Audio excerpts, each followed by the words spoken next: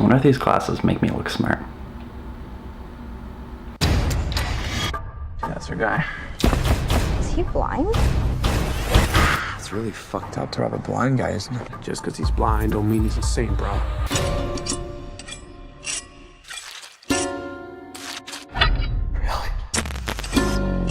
Really?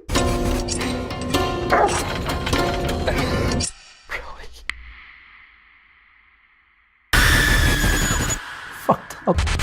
Really fucked up. So hey guys, welcome to my latest review. I know it's been a little while, but this one's going to be for the new movie Don't Breathe, directed by Fede Alvarez.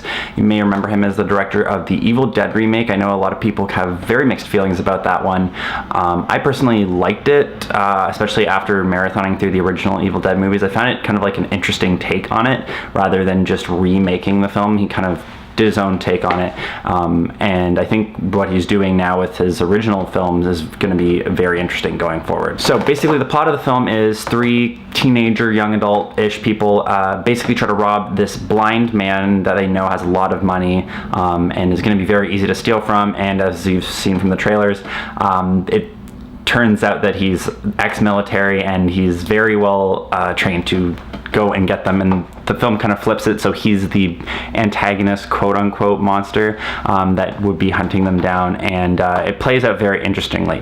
Now, Jane Levy plays Rocky. She's basically the female lead of the film, and she plays this very well. She's a great female lead. She is the strongest of the three teenagers that go into this house, and she really just kind of drives the, I guess, them trying to get the money and get out of the house more than any of the other characters in the film. She has also a very great, I guess, visual aspect, not something superficial, but I'm trying to say that she has a great horror face, especially in her eyes. She's very expressive. I thought this was kind of an interesting casting choice. Is probably why they also cast her in The Evil Dead, is that she really can emote that like fear in her face, which I thought was really great, and you can see it every time they do a close-up of her eyes. It's just like really powerful how well she does it. Dylan Minnette plays the sensible member of the crew, playing the angel on Rocky's shoulder throughout the film, and how they're kind of getting through all these robberies that they've been committing.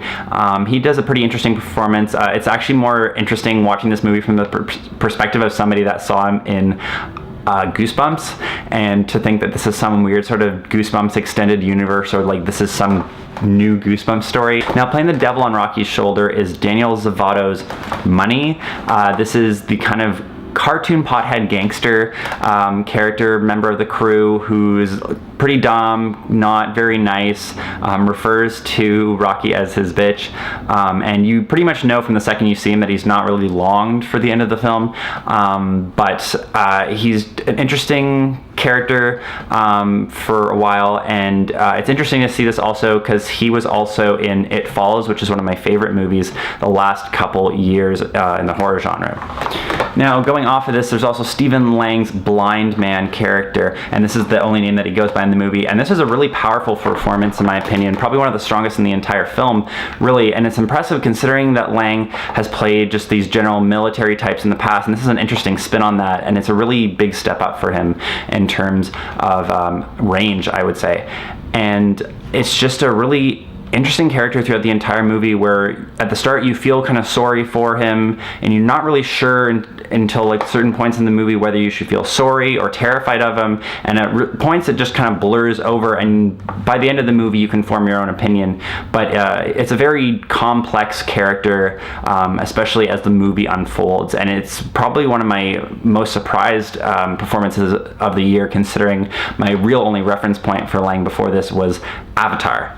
Almost every aspect of the house is really used in this movie. It does really fit most of the Chekhov's gun rules, and never really feels like, you know, there's something where you're thinking, oh, they should do that. No, you're really figuring it out with these characters, and it works really effectively in that way. That said, there are a couple cheap moments of scares where you're wondering where Stephen Lang's blind man is hiding, and then he just pops up into the frame, and it just kind of feels cheap at times. It does work, and I understand there's a certain mix between kind of being a strong and I guess powerful horror movie and also trying to fit to a wider audience, where stuff like this does creep in every once in a while. Now, one of my favorite things about Fede Alvarez, at least in these 2 movies of his that I've seen, are his use of camera techniques. He really pulls the Spielberg zooming in while racking back shot, where it really stretches everything out, makes it look really far away, and it works really well in this movie, making the house feel a lot more terrifying, and just little things that he does with the camera, even just placement to make you feel on edge and not see quite everything,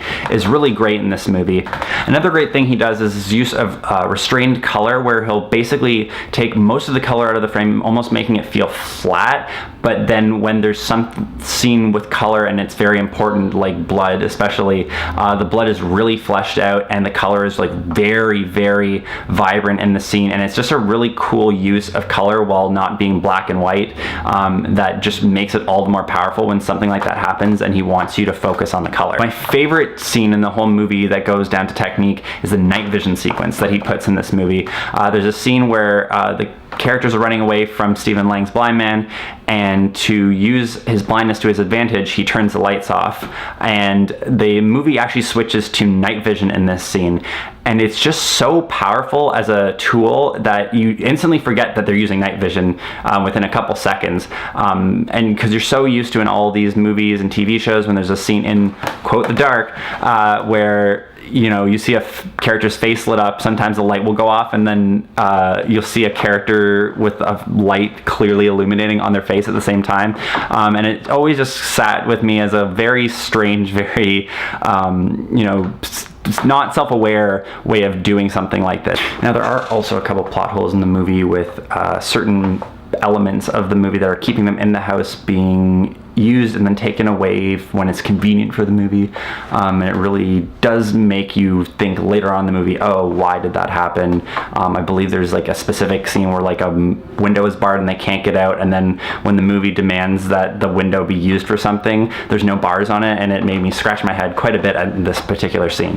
The last 20 minutes of this movie are probably some of the tensest pieces of cinema I've seen outside of Green Room all year. Just the last 20 minutes, so much stuff happens in this 20 minutes. It's so dense that I felt like just on edge when I left the theater. I just felt genuinely stressed out for that whole 20 minutes, so by the time the movie ended I was still feeling it, and it's just a really powerful last 20 minutes of film, calling back to earlier shots in the film, and it just works really well. This said, the absolute ending of the film does feel kind of lazy and doesn't work exactly as well as the rest of the movie. It does kind of feed more into the cheap, kind of sleazy feeling of the rest of the movie, but the way that the movie works, you can kind of chalk it up to the exploitation feel that it goes for earlier on. So overall, I love Don't Breathe. It's one of my favorite horror movies of the year. It's competing for my top movie of the year, frankly, against Green Room and 10 Cloverfield Lane. I hope to see more from Fede Alvarez in the future, especially with these original horror movies, not going for like a remake feel.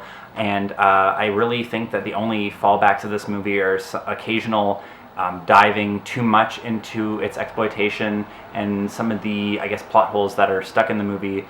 But overall, I found it to be a very visually compelling, really tight, I guess efficiently made movie, and I think I'm going to give it an 8.5. So I'm going to kind of wrap things up now, but I'm going to make a companion piece for this video talking about other disability horror movies that you can watch.